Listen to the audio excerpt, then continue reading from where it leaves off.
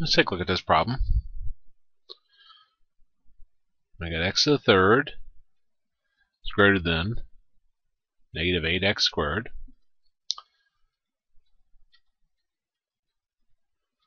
First step, get everything on left side, 0 on right side.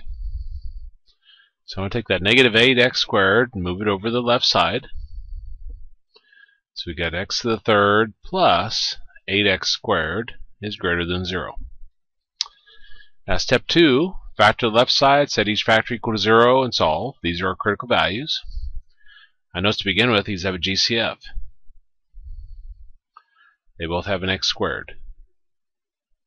And that gives us x plus 8. Now I want to set each factor equal to 0. So I'll set x equal to 0 and x plus 8 equal to 0. So we get 0 and we get negative 8. Those are our critical values. Step 3, use the x-axis critical values and graph and determine the answer. Negative 8 is our smallest one, so it goes over here, and then 0 goes here.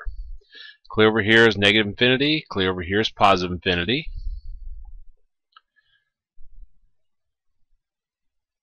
Those are our intervals. If we look at our graph, it's an x to the third, so I know it's coming up.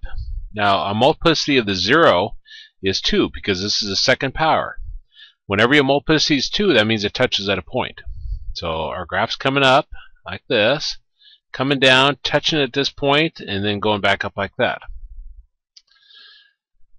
Now, if I didn't see that, you can graph this. You want to graph the point where you have 0 by itself on one side. So we're going to graph this.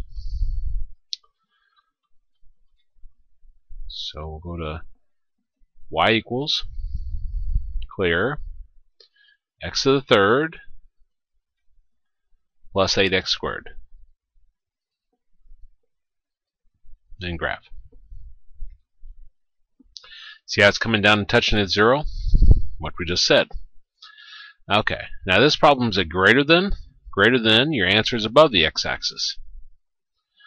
Well, it's above here, and it's above here. Well, this interval is negative 8 to 0, and this interval is 0 to infinity.